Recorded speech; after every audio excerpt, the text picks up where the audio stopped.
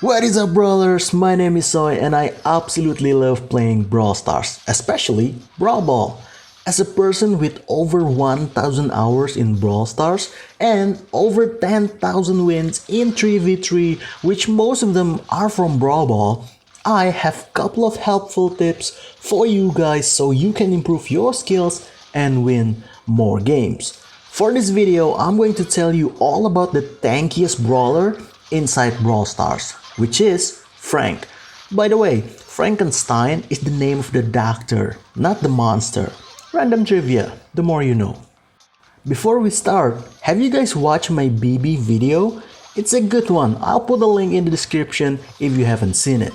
In that video, I mentioned another game that are called Monster Hunter and how everything in Monster Hunter have a delay time, which makes every move as an important decision-making process that you're gonna have to commit to.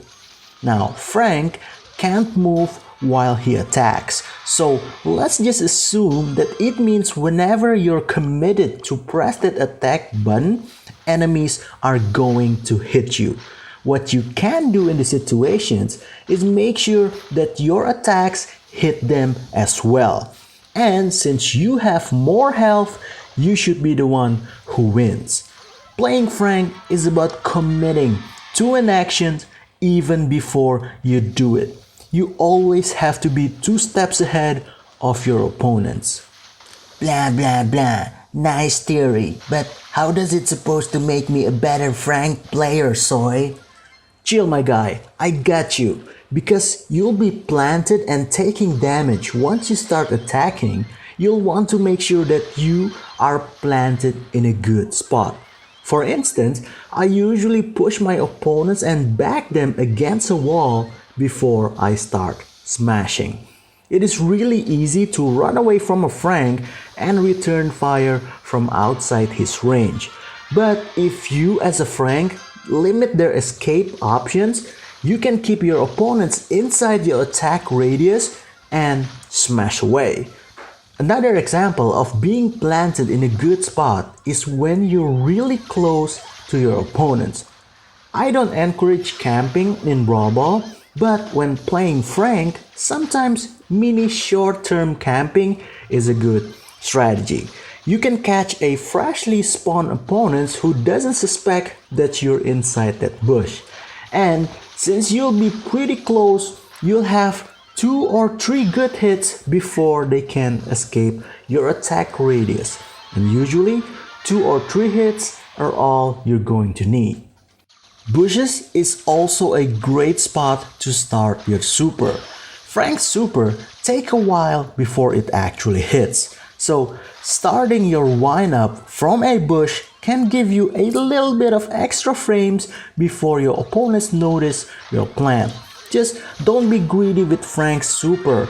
You don't have to hit all 3 opponents, but when you do hit all 3, I recommend you to start attacking with this super button, not the attack button.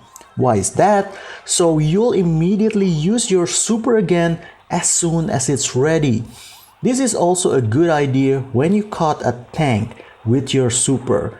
Chances are they won't die with just 1 super. So chaining super on other tanks is definitely chef recommended.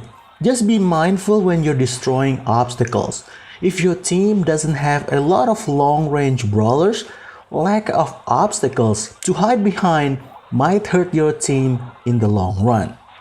Speaking about super, one of my favorite things to do with Frank is scoring goals with what I call the kick and smash.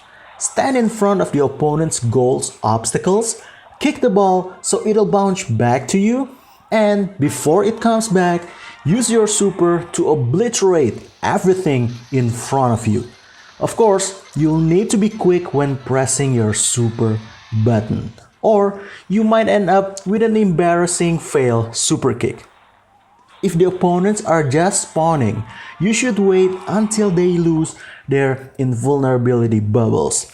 That way, you'll be able to stun them and have much easier time to score that goal. Frank's gadget have the potential to be one of the best gadgets in Brawl Stars, but Supercell deemed it to be too OP and nerfed the heck out of it.